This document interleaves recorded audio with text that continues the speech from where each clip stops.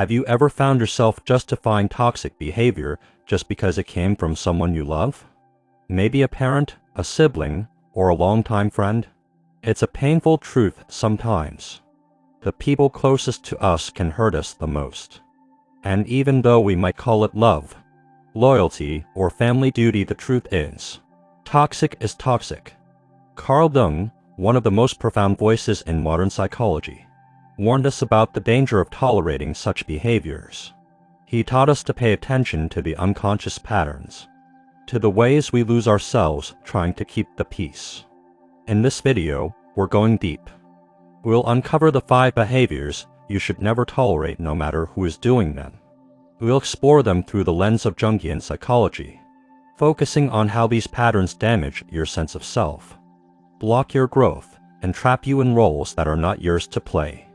If you've ever walked away from a conversation feeling smaller, confused, or guilty for things that weren't your fault, this is for you. Let's begin.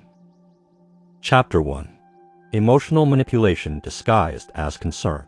It often starts subtly: a raised eyebrow, a concerned tone, a question that seems innocent enough but leaves you doubting yourself. Are you sure that's a good idea? I'm just worried about you. Don't you think you're being a little too sensitive? These are the words of emotional manipulation wrapped in concern. Carl Jung believed that what remains unconscious will rule our lives, and we will call it fate. In families, emotional manipulation is often passed down and knowingly normalized as just how we talk to each other. But Jung would urge you to question what lies beneath. Is their concern truly about your well-being? Or is it a covert way to control your choices? To make you feel indebted, guilty, or small? Manipulation erodes your self-trust. It confuses your inner compass. Over time, you may find yourself hesitating before every decision, second-guessing your intuition, seeking their approval not because it's right, but because it's safer. This is the silent war on your individuality. And the most dangerous part? It doesn't look like abuse. It masquerades as love, as care. That's why it's so insidious. Carl Jung emphasized the process of individuation, becoming who you truly are. This journey demands that you separate your true self from the roles others project onto you. When someone constantly manipulates you with concern, they're not helping you grow, they're keeping you small so you stay manageable, familiar, and dependent. You must ask, who benefits from my self-doubt? Whose needs are being met when I ignore my own truth? The moment you begin to ask these questions, the manipulation loses power, because awareness is the first act of freedom. Chapter 2.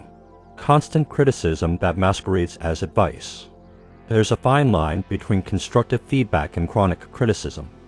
One helps you grow, the other keeps you stuck.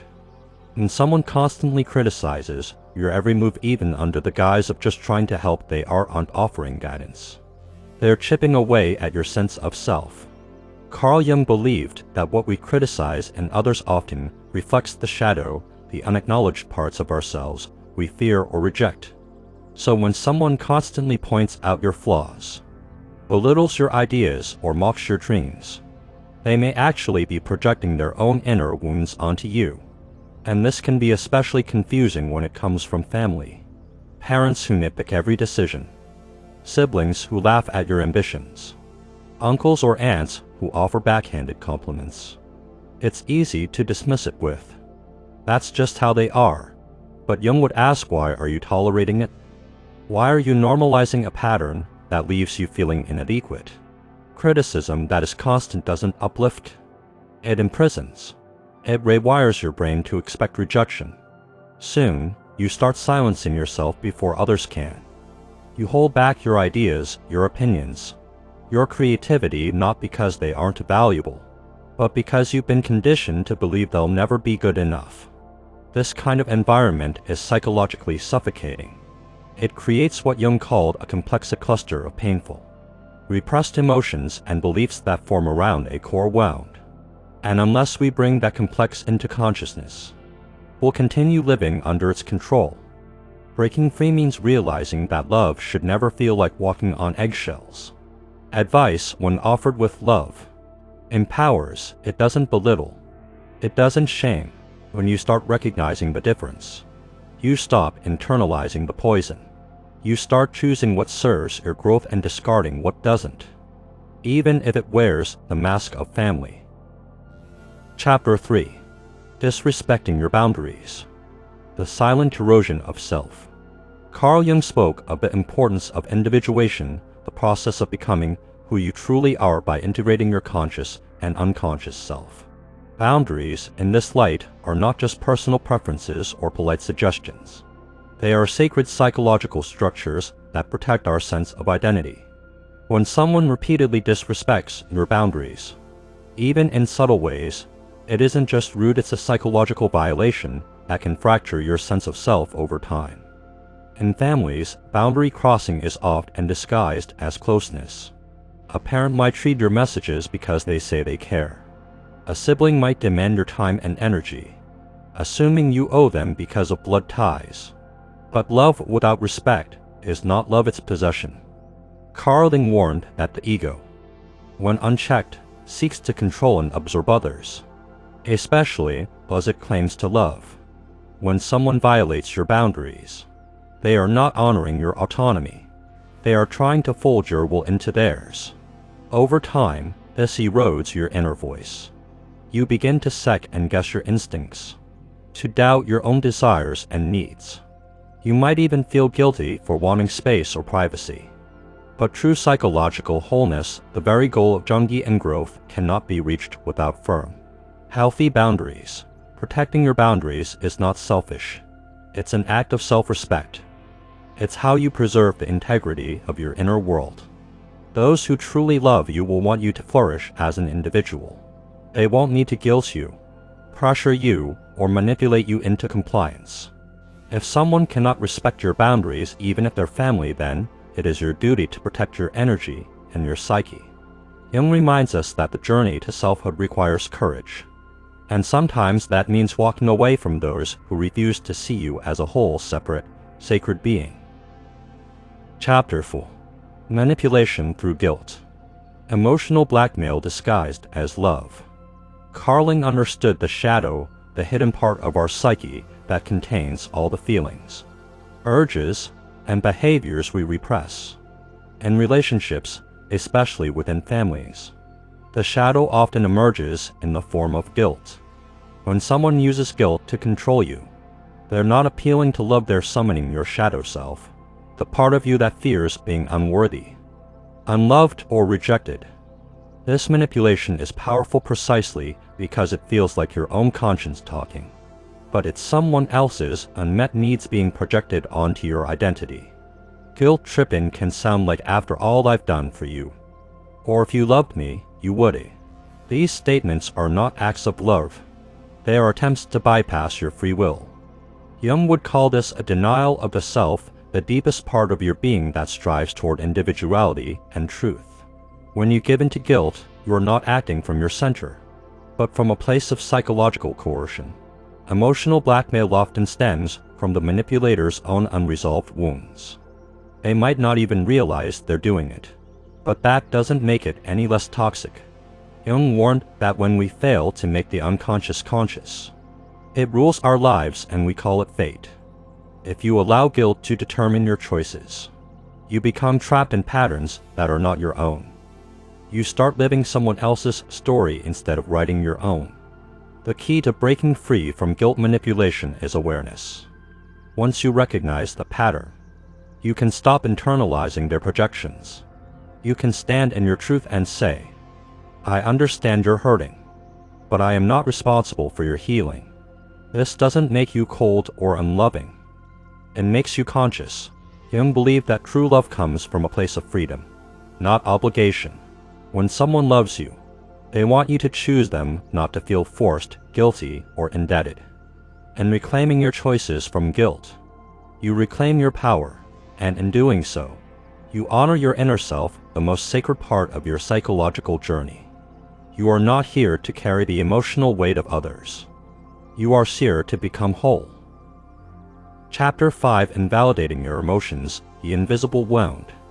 Carl Jung believed that emotions are the language of the soul. When someone, especially a loved one, invalidates your emotions, they are not just dismissing your feelings, they are rejecting your essence. Emotional invalidation is a subtle but deeply painful form of psychological harm. It tells you that your internal world is wrong, untrustworthy, or too much. And when it comes from family, it cuts even deeper. You're too sensitive. That didn't really happen. You're overreacting.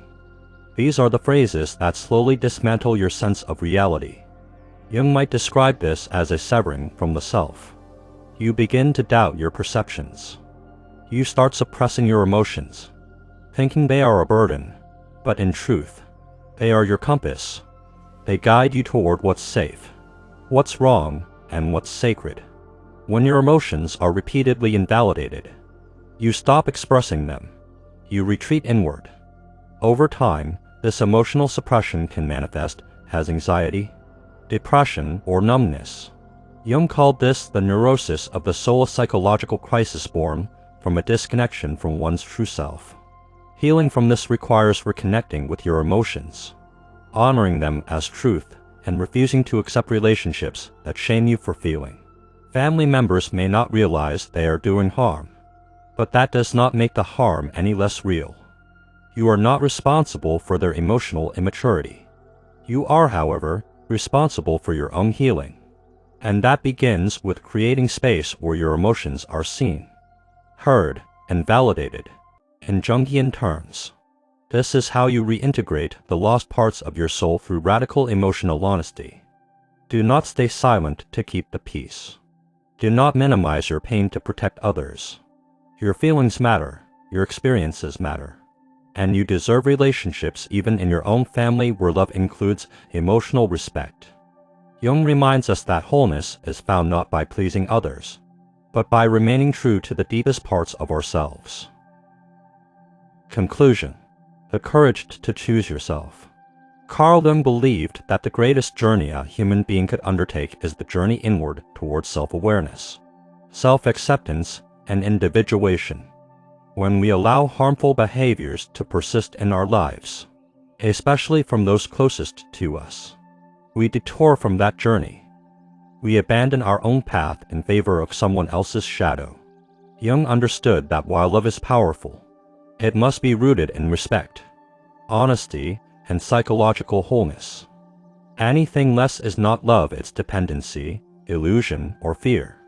Tolerating disrespect, manipulation, gaslighting, emotional neglect, or boundary violations corrodes the very core of who you are. And while confronting these behaviors can feel terrifying, particularly when they come from family, it is an act of radical courage. It's a declaration to yourself and the universe: I am worthy. I matter.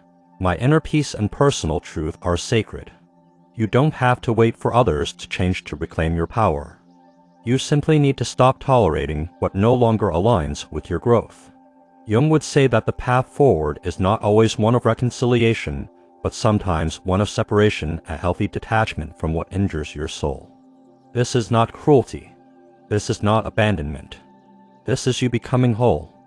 And when you stand in that wholeness, you no longer need validation from those who cannot see your worth. You see it clearly for yourself. Thank you for watching. If this message resonated with you, please give this video a thumbs up. Share it with someone who needs to hear it, and subscribe for more powerful insights inspired by Carl Jung. And don't forget to drop a comment below. We'd love to hear your thoughts on which behavior you've stopped tolerating and how it changed your life.